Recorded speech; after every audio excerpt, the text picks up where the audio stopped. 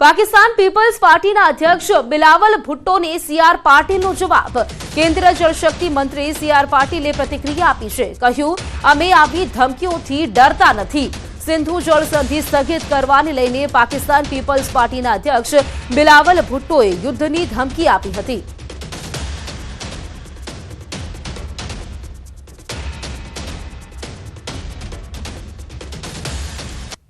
હવે વાત કરીશું ઓપરેશન ક્લીન સિટી।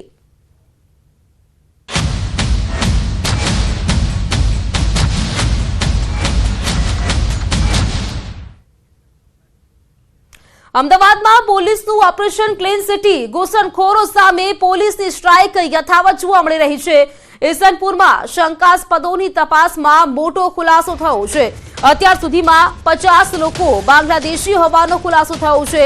ક્રાઇમ બ્રાન્ચની તપાસમાં મોટો ખુલાસો થયો છે। શંકાસ્પદ લોકોના પાસપોર્ટ ઉપરાંત અન્ય જરૂરી દસ્તાવેજ તપાસતા આ જાણકારી સામે આવી છે। ગઈકાલે પોલીસ દ્વારા 800 લોકોને પૂછપરછ માટે લાવવામાં આવ્યા હતા। ઈસનપુરમાં શંકાસ્પદોની તપાસમાં આ મોટો ખુલાસો થયો છે। ઈસનપુર ખાતે પણ જે કાર્યવાહી છે તે કરવામાં આવી છે।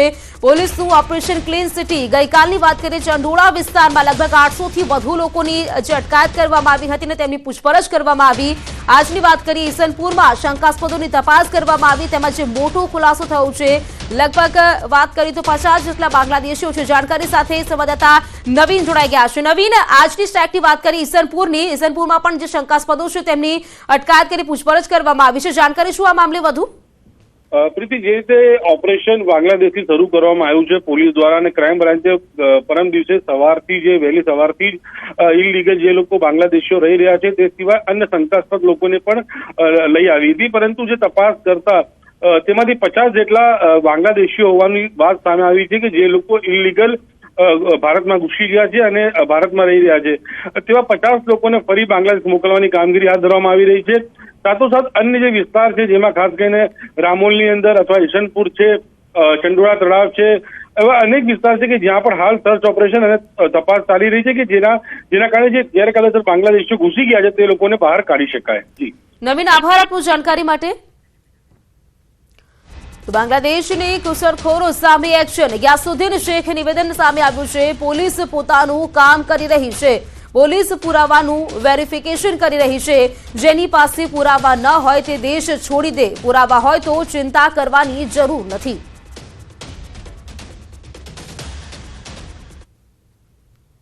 આપના માધ્યમથી જે લોકો પાસે પુરાવા છે એમને ચિંતા કરવાની જરૂર નથી, અને જેની પાસે પુરાવા નથી એમને હવે ગુજરાત છોડીને બાંગ્લાદેશ પાછા ભાગી જવું જોઈએ, એ સીધો મેસેજ છે। એએમસીના વિપક્ષ નેતા શહેજાદ ખાને પણ બાંગ્લાદેશીઓની અટકાયત સામે નિવેદન આપ્યું છે। ગઈકાલે શંકાસ્પદ બાંગ્લાદેશીઓને ડિટેન કરવાને લઈને તેઓ ક્રાઇમ બ્રાન્ચ પહોંચ્યા હતા। ગેરકાયદે ભારતમાં ઘૂસણખોરી મામલે જણાવ્યું કે બોર્ડર પર સિક્યોરિટી વધુ મજબૂત કરવાની જરૂર છે। બોર્ડર સિક્યોર હોય તો આ પ્રકારે કોઈ દેશમાં પ્રવેશી શકે નહીં। जब बॉर्डर से बांग्लादेशी जब हिंदुस्तान आ जाता है, वो बॉर्डर से किस प्रकार यहाँ पर आ गया, सबसे पहली कार्रवाई तो वो होनी चाहिए। यहाँ तक 4-5 स्टेट कूद कर जब एक इनलीगल इमिग्रेंट्स आ जाता हो और बॉर्डर सिक्योरिटी में सबसे बड़ा सवाल उठता हो, तो सबसे बड़ी बात तो ये कि जो बीएसएफ सिक्योरिटी है वहाँ पर बिल्कुल स्ट्रिक्ट होना चाहिए ताकि इस प्रकार की घटना ना हो। जम्मू काश्मीરના પહલગામમાં થયેલા આતંકી હુમલા બાદ પોલીસ એક્શન મોડમાં આવી ગઈ છે। ગુજરાતમાં અમદાવાદ, સુરત બાદ હવે ભરૂચમાં પણ પોલીસ તંત્ર કાર્યવાહી કરી રહ્યું છે। 15 જેટલા બાંગ્લાદેશી સામે એસઓજીએ મોટી કાર્યવાહી કરી છે। ભરૂચ જિલ્લાના અલગ અલગ વિસ્તારોમાં વસતા 15 બાંગ્લાદેશી નાગરિકો સામે કડક પગલાં લીધા છે। તમામના દસ્તાવેજોની તપાસ કરી કેસ આગળ ધપાવવામાં આવી રહ્યો છે। પોલીસે તમામના પાસપોર્ટ અને ડોક્યુમેન્ટ્સ જપ્ત કર્યા છે અને તેમના રેકોર્ડની ઊંડાણપૂર્વક તપાસ પણ શરૂ કરી છે।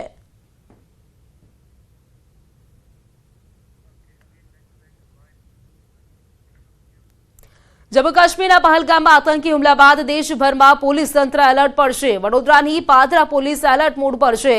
મધ્ય ગુજરાતના સૌથી મોટા સોની બજારમાં પાદરા પોલીસે તપાસ કરી।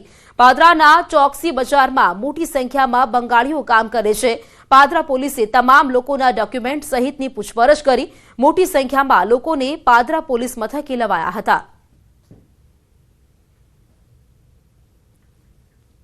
તો અમદાવાદ, સુરત, રાજકોટ બાદ વડોદરામાં પણ ઘૂસણખોરો પર પોલીસે તવાઈ બોલાવી છે.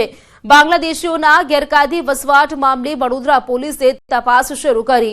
જુદા જુદા પોલીસ સ્ટેશનમાં તપાસ હાથ ધરવામાં આવી છે. ફતેપુરા, કાલુપુરા અને તુલસીવાડી વિસ્તારમાં તપાસ કરવામાં આવી.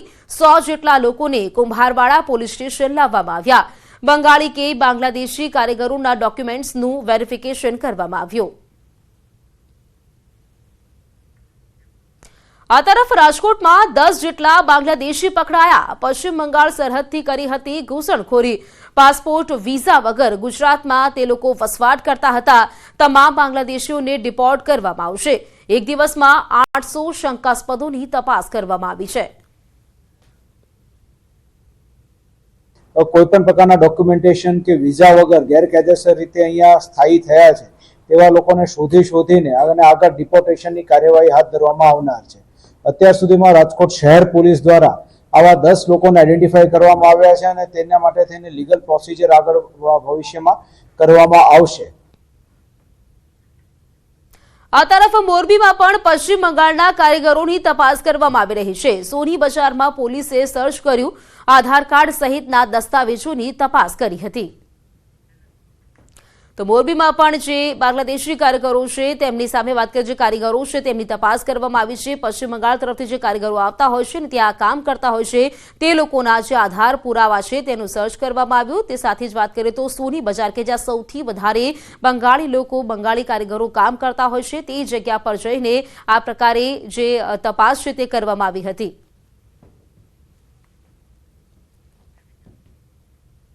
ઘૂસણખોરોની તપાસ માટે સઘન અભિયાન. વડોદરામાં પાકિસ્તાન અને બાંગ્લાદેશીને શોધવા પોલીસની દોડધામ. અત્યાર સુધી વડોદરા પોલીસે 500 ઉપરાંત શકમંદોની અટકાયત કરી છે. તમામના ડોક્યુમેન્ટ્સનું વેરિફિકેશન પણ શરૂ કરવામાં આવ્યું છે.